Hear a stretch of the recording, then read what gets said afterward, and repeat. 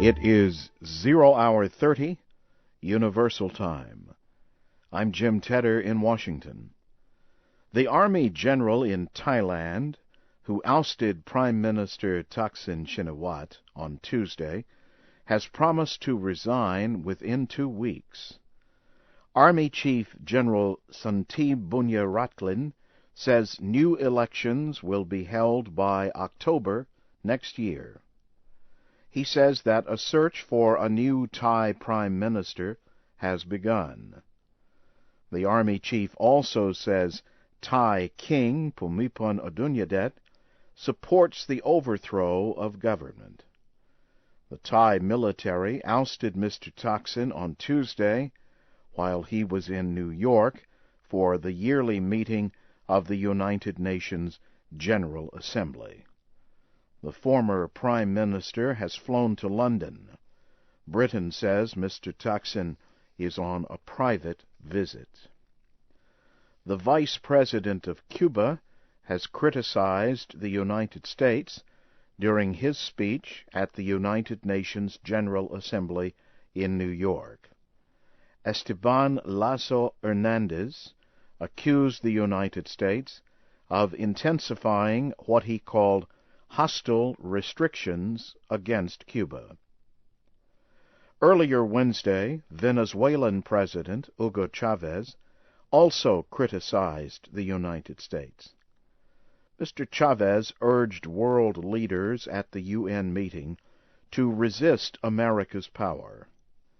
He accused the United States of seeking to control the world and use up its resources.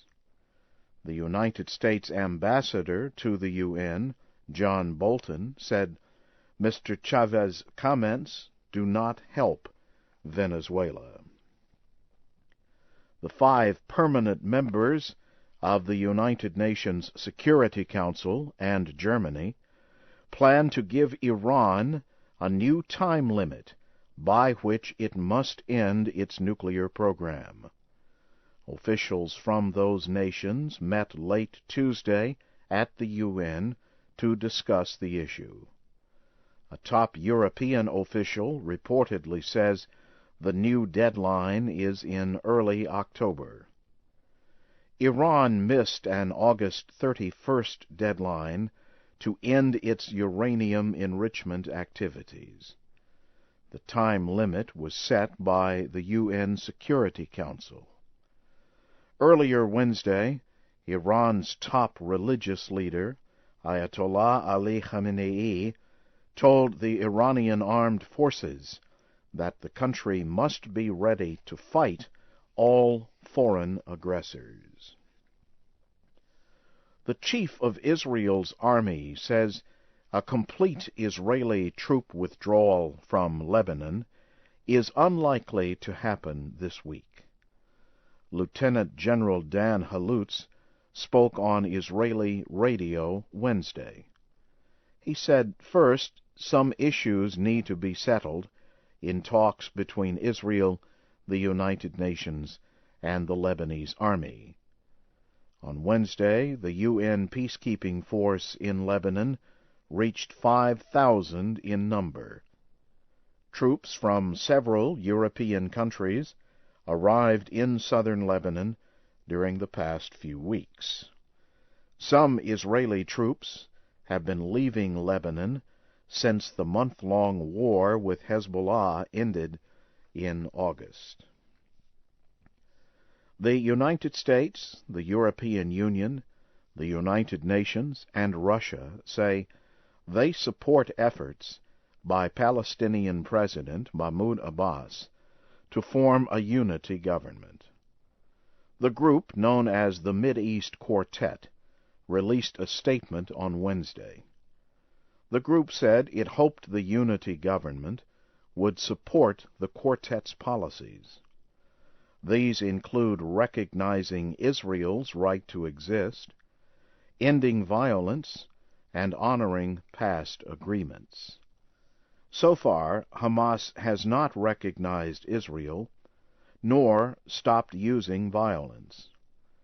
This policy led the United States and the European Union to suspend aid to the Palestinians when Hamas became the ruling party earlier this year. You are listening to the news in VOA Special English.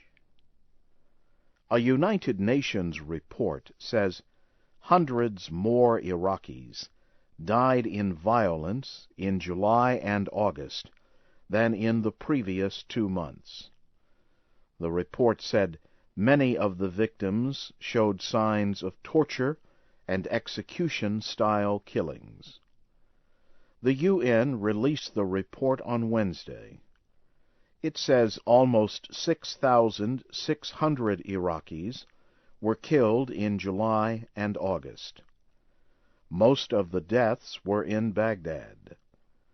The report noted the especially horrible attacks on markets, Islamic holy centers, and religious travelers. Also on Wednesday, officials in Iraq say at least 30 people were killed in attacks across the country. The African Union has extended the presence of its forces in Sudan's Darfur area until the end of the year. The AU Peace and Security Council announced the move after a meeting at the United Nations on Wednesday. The UN said it will provide the AU force with planning and material support.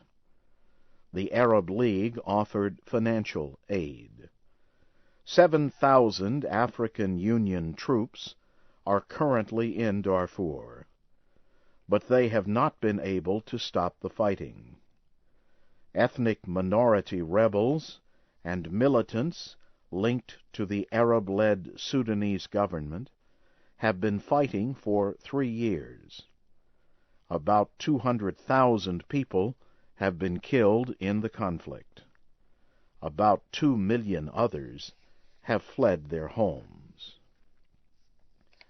The American state of California has taken legal action against 6 American and Japanese car makers. They are accused of making cars that harm the environment. The car companies include General Motors, Ford, and Toyota. Other companies include the North American centers of the Honda and Nissan companies and Chrysler Motors Corporation. The top Californian government lawyer says the companies make cars that release harmful gases. Scientists blame these gases for increasing world temperatures. State Attorney Bill Lockyer says California has spent millions of dollars fighting the effects of the harmful gases. The American Space Agency says the space shuttle Atlantis will return to Earth on Thursday.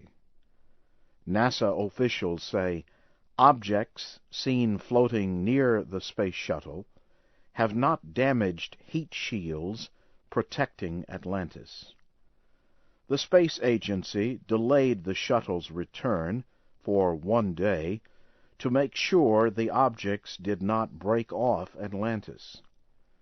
NASA says bad weather conditions near the Kennedy Space Center in Florida also led to the landing delay.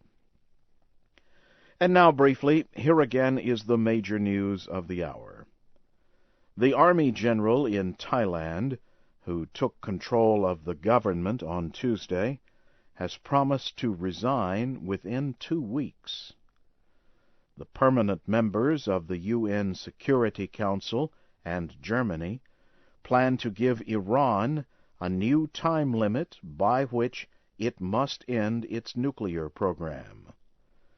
And the Israeli army chief says a complete Israeli troop withdrawal from Lebanon is unlikely to happen by the end of this week. That's the news in Special English. Jim Tedder reporting.